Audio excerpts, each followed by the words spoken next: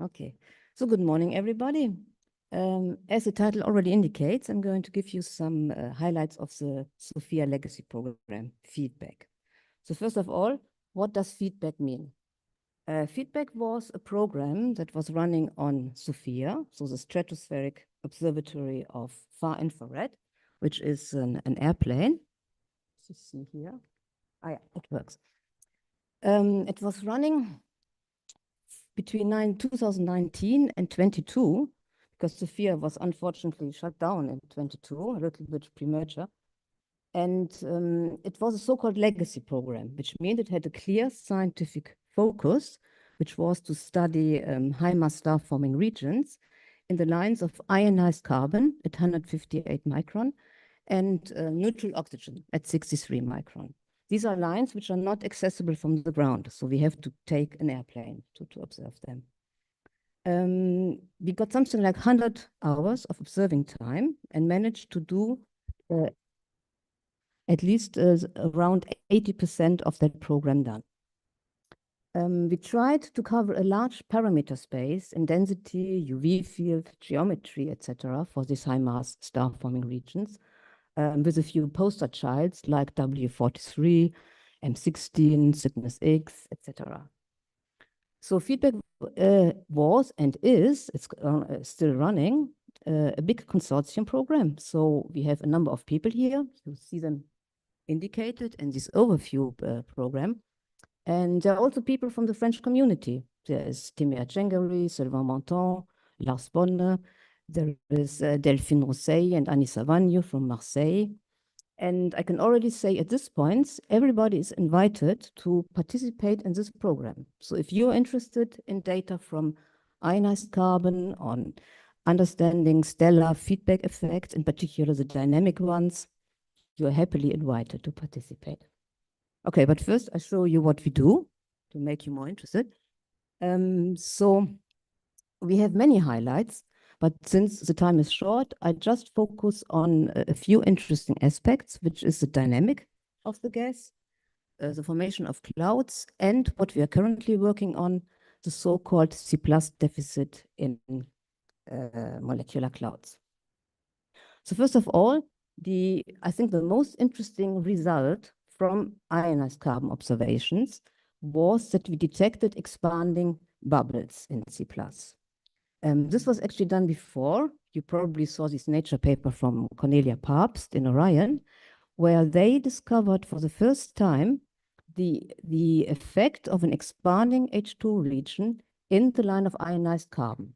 So they observed Orion. You have here the Veal Nebula. And there is a PV cut through the nebula. But that doesn't work here. Wait, I try to do it from here. Pointer laser. Okay, you see the pointer here? Yeah? Yes or no? Good. Good pupils. Okay, so this is the C+ map of the Orion Veal Nebula. And here is a PV cut, a position velocity cut, which is indicated here on the right. Does everybody know what a PV cut is? I very fast explain it. You have on the left side the velocity, and on this axis the position.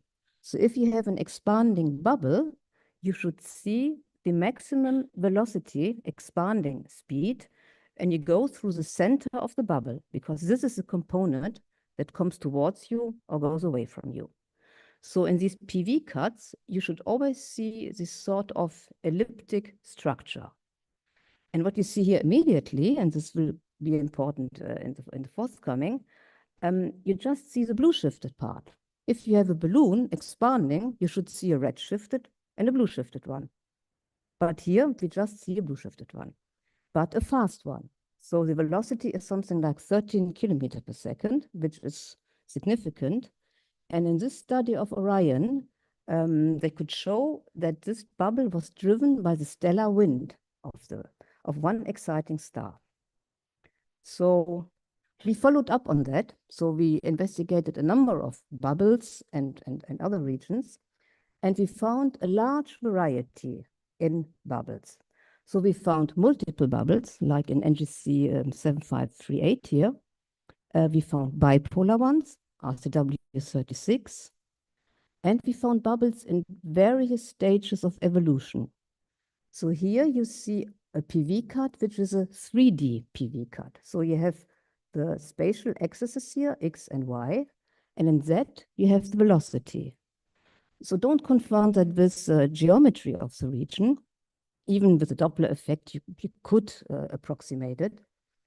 But what you see here, you have the bulk emission of the cloud, and you have here and here high velocity C+ emission from the bubble. And this time, you have a red shifted and a blue shifted part. But you also see that it's a little bit eaten away. So we think that it's a very fragmented shell, the remains of a C+ shell that we see here.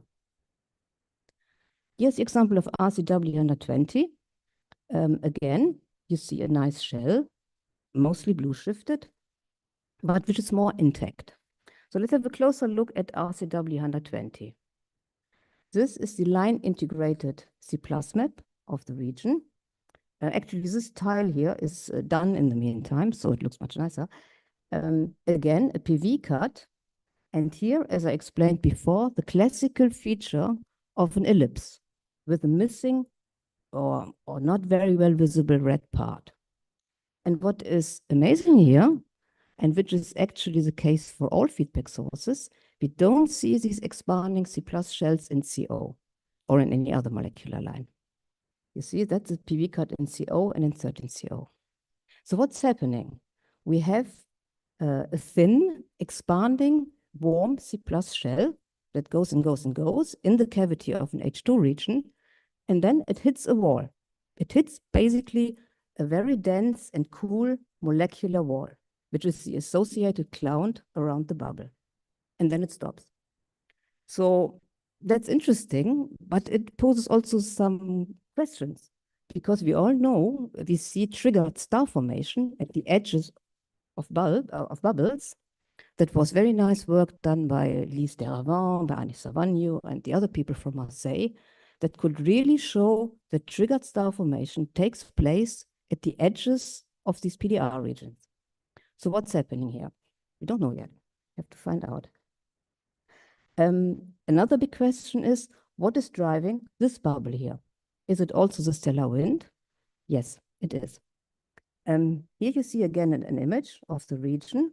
In blue and red are the parts of the expanding bubble, and below is a spectrum of C+. You see here the high velocity emission, blue and red. And if you calculate the energy which is in this expanding shell, you can determine the mass from the C+, and then calculate the kinetic energy. Very simple. You can also calculate the energy from the expanding H2 region and from the stellar wind. And if you make the bilan, the summary of that, you find that it's only the stellar energy that can compensate for the kinetic energy. So this shell is also driven by the wind. And actually for all feedback sources, we found that if the wind is faster than 10 kilometers per second, the shells must be stellar wind driven.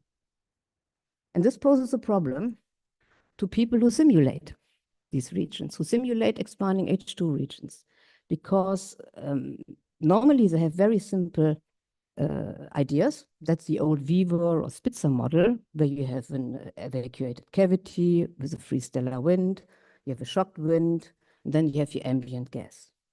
But this is not reality, we know that. Reality looks more like that. And recent modelers like Lancaster et al. And some others try to take that into consideration, the inhomogeneous structure around these bubbles, which is very prominent here in RCW120. You see very nicely the cavity, a sharp definition of the ring and this bubble, and then it becomes messy. You have the inhomogeneous molecular cloud, you have filaments, you have holes, you have all sorts of things. So what should also happen is that you have this expanding shell and expanding H2 region, and the radiation should leak through these holes and openings. And we should see that. And actually, we do. So in RCW79, we showed here for the first time that we have on one side, again, a nicely defined ellipse, so expanding shells, but we also found very non-organized fluxes in or streams of C++, which are leaking through the holes of the inhomogeneous cloud. And they work also on the cloud. They erode and destroy the cloud. And I mean, I don't know how many times you read in the proposal, stellar feedback can be positive, triggering star formation, and negative, destroying clouds. I think everybody read that many, many times. But how many observations and examples are for that? And I think there are not many. For cloud erosion, I think this is a very strong argument to see the C++ erasing this cloud. So we calculated the dynamical timescales, the mass ejection rates, which is provoked by this erosion of the cloud. And we found that these clouds can be destroyed with at least RCW79 in a very fast timescale. Okay, so much for cloud erosion and dynamics. So here we have an already evolved state of an expanding shell, and it can even go a step further. What is the fate? What is the end of such an expanding C+ bubble? We don't really know yet, but we have maybe a slight idea, because I show you here an example of another sort of bubble. It's a ring. It's a famous diamond ring in Cygnus. That's a Herschel image here. And this is a channel map of C+ emission. So the first thing you see is that this famous diamond of the diamond ring is a feature completely detached from the ring. It was already a nice discovery. The second thing is the ring here is very sharply defined, but we didn't find an expanding C+ shell. It's really just a ring. And the ring is very slowly expanding. So naively, one would say, yeah, that's maybe the end of a bubble, because the bubble evolves more and more and more. Depending on the geometry, if this feature was probably done in a sheet, it could be that the C+ gas just disappeared. And then this would cause then a ring structure and a very slow expansion of the ring. I don't have time to go into details, but have a look at the poster of Simon, who's here, who's there in the audience also, and try to learn more about it. Okay, very fast, since I don't have much time. C+ can trace dynamics of the hot PDR gas, but it can also trace the CO dark and low surface density gas. And this is what we showed in Cygnus X. We used C+ as a tracer for this component. And we found that C+ can trace atomic gas which is interacting. So we found, just to make it very fast in a shortcut here, point you to this finding, we showed that interacting, colliding H1 flows seen in C+ lead to the formation of molecular clouds in a very fast, non-static way. That is the main message from the study. And you can have a look in the paper to learn more about it. Okay, I finished with what we are currently working on, which has to do with the so-called C+ deficit. So first of all, again back, RCW79, we found a bubble in a bubble. So we have the large bubble of RCW79 with its expanding shells, but there's a compact H2 region here in the corner that is filled with C+. Because when you watch the channel maps, here is the exciting star, that's this little cutout. It gives the impression that there is C+ everywhere, except at some velocities where you see a little hole. So what is this hole? Is it really a cavity where the C+ is already wiped away? Or can we be tricked by self-absorption? And self-absorption, everybody working with molecular lines, with CO, with H0+, with C+, knows that this is a problem that needs to be addressed. And we try to do that. So first of all, we observed the certain C+ line, which was detected. And with the help of this one, and a little bit calculations, which I have no time to show, we found out that the C+ line is indeed self-absorbed. So we very naively now tried to compensate for this missing emission. That's what you see here. That's one example spectrum from the map. You see in red the observations. We removed an underground and then fitted the line wings to the resulting spectrum. And in gray here, you see the missing part.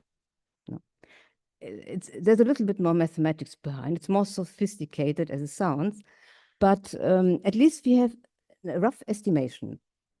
And we showed two things with that. First, we found with simline modeling that this bubble is really filled with C+, and the apparent hole is due to self-absorption. And second, and that's the last scientific thing I will show, it would be an explanation for the so-called C+ deficit, which many people are working on. Also, we see a C+ deficit, which means a low ratio of C+ versus total far infrared emission. And it can have many, many reasons. And here you see a plot of the C+ emission against the far infrared. And you see that these points here are a little bit low. They make a turn. And if you apply this simple method, you see that these points move up. So that could be an explanation for the C+ deficit, at least for these galactic regions. Okay, so I don't make a summary. I just have ideas what we can still do. And as I said, you're all invited. We have to address things like triggered star formation. We want to investigate if C+ is a good star formation tracer. I didn't talk at all about the O1 line, which is also full of interesting things. So there's still a lot to do in feedback. And the two last slides, it's a little bit publicity because there's no C+ data anymore. SOFIA is shut down, unfortunately.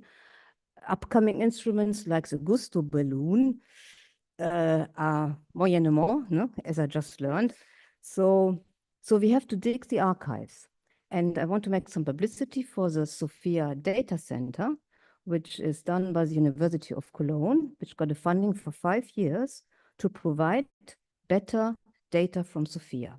And not only from GRADE, the instrument I showed here, but also from other instruments like measuring the magnetic fields, HawK+, doing infrared, mid-infrared continuum like forecast. So use this archive because it provides really treasures. Thank you. Thank you, Nicola.